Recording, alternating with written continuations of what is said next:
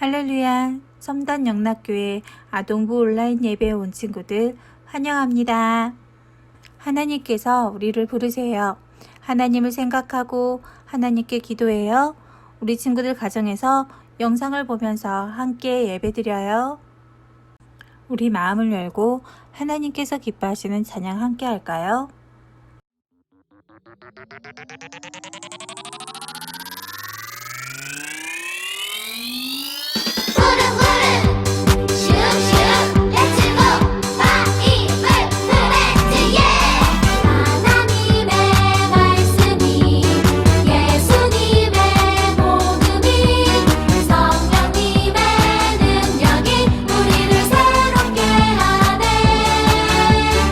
하나님의 말씀이 예수님의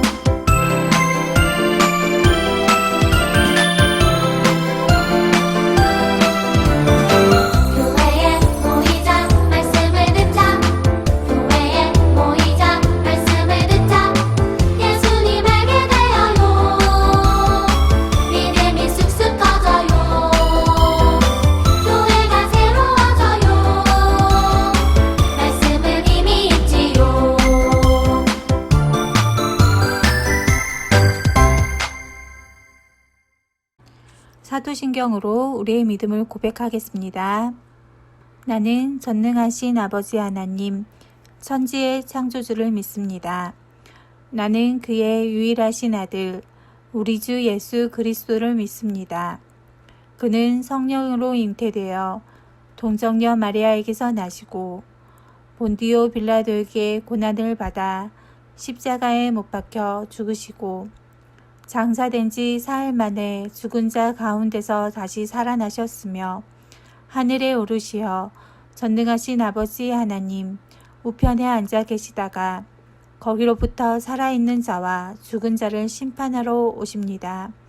나는 성령을 믿으며 거룩한 공교회와 성도의 교제와 죄를 용서받는 것과 몸의 부활과 영생을 믿습니다. 아멘.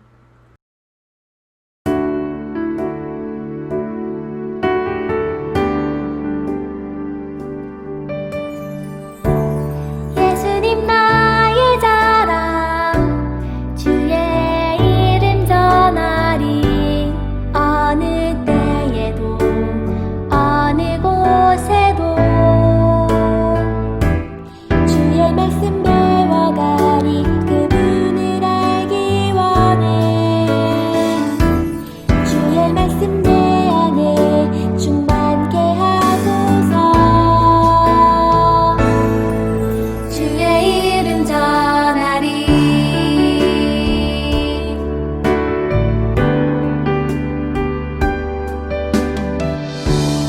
예수님 나의 자랑 주의 이름 전하리 어느 때에도 어느 곳에도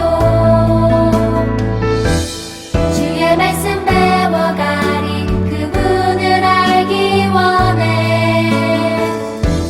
주의 말씀 내 안에 충만케 하소서 주의 이름 전하리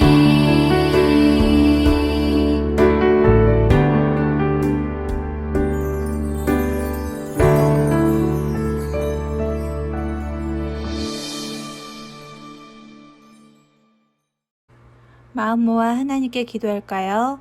이 시간 우리를 대표해서 박소율 친구가 기도하겠습니다. 무릎 꿇고 두 손 모으고 기도해요.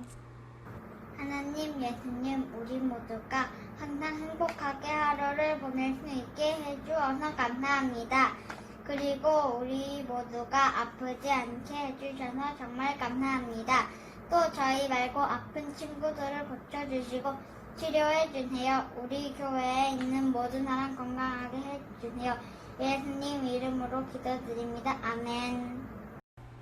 이 시간 우리에게 주신 달콤한 하나님의 말씀은 사도행전 28장 23절에서 24절, 28절에서 31절 말씀입니다.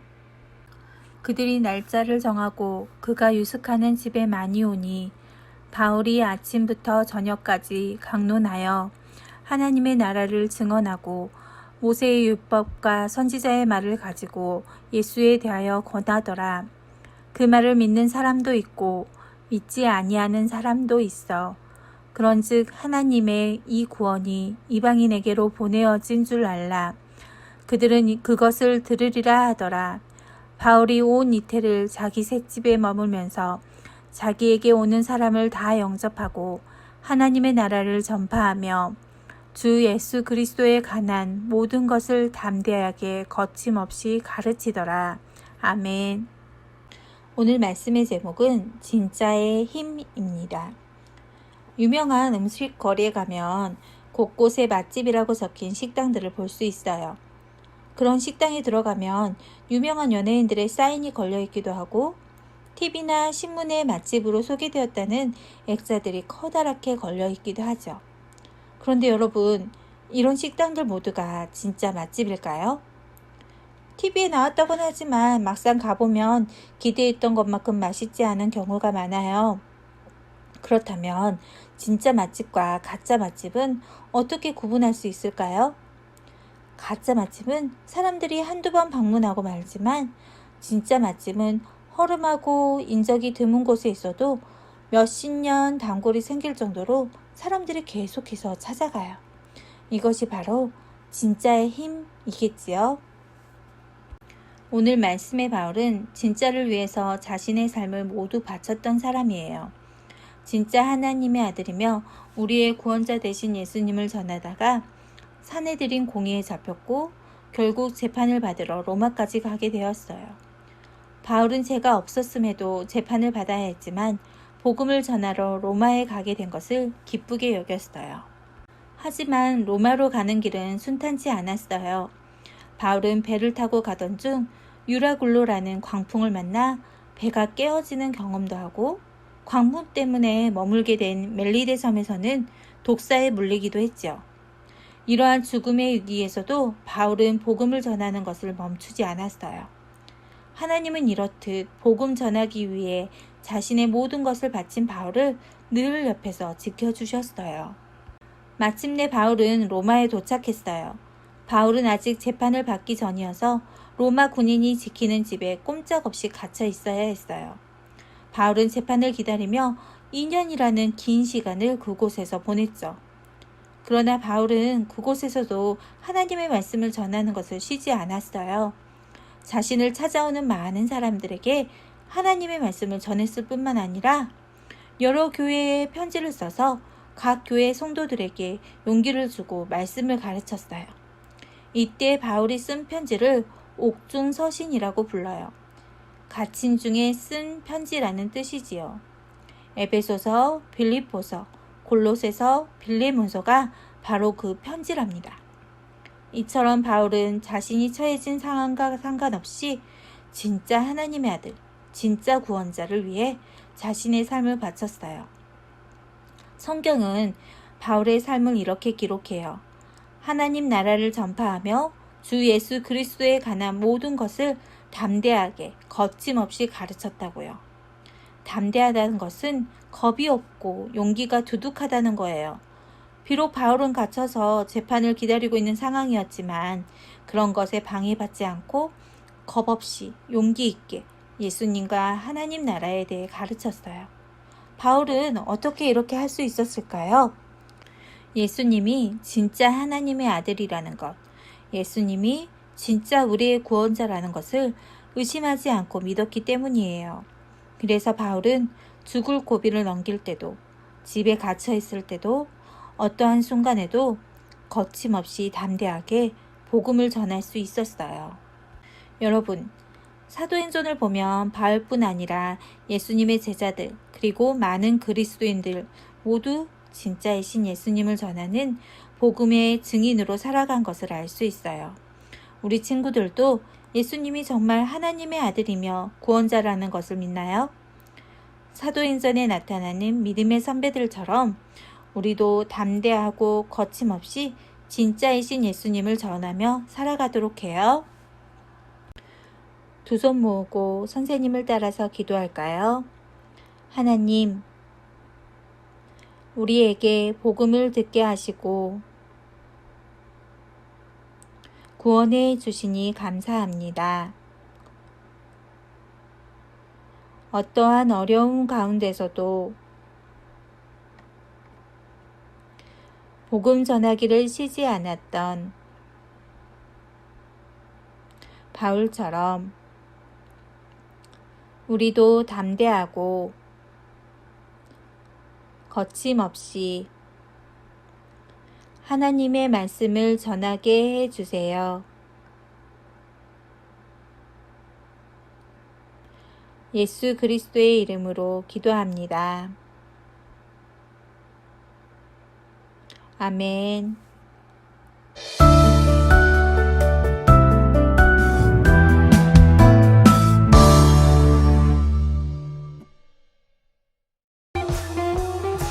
로마 시민권을 가지고 있었던 바울은 형제에게 재판을 받으러 로마로 가기로 했어요.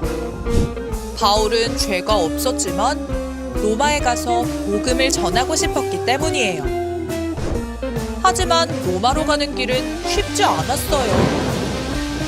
유라굴로라는 태풍을 만나기도 했고 태풍 때문에 머문 멜리데 섬에서는 독사에 물리기도 했거든요. 그러나 예수님이 항상 바울을 지켜주셨어요. 그렇게 로마에 도착한 바울은 재판을 받아야 해서 집 밖으로 나갈 수 없었어요. 그러나 놀랍게도 사람들이 스스로 바울을 찾아왔어요. 예수님의 이야기가 궁금해서 말이에요. 바울은 이른 아침부터 저녁까지 복음을 전했어요. 그리고 여러 교회에 편지를 보내 교회를 돌보기도 했죠. 이처럼 그 어떤 것도 복음 전하는 것을 막을 수 없어요.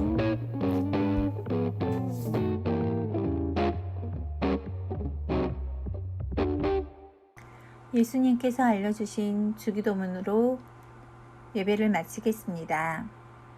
하늘에 계신 우리 아버지, 아버지의 이름을 거룩하게 하시며 아버지의 나라가 오게 하시며 아버지의 뜻이 하늘에서와 같이 땅에서도 이루어지게 하소서. 오늘 우리에게 일용할 양식을 주시고 우리가 우리에게 잘못한 사람을 용서하여 준 것 같이 우리 죄를 용서하여 주시고 우리를 시험에 빠지지 않게 하시고 악에서 구하소서. 나라와 권능과 영광이 영원히 아버지의 것입니다. 아멘. 예배를 마쳤습니다. 우리 첨단 영락교회 친구들 너무너무 보고 싶어요. 코로나19로부터 안전하고 모두 건강하길 선생님이 항상 기도합니다. 사랑하고 축복합니다. 다음 이 시간에 또 만나요.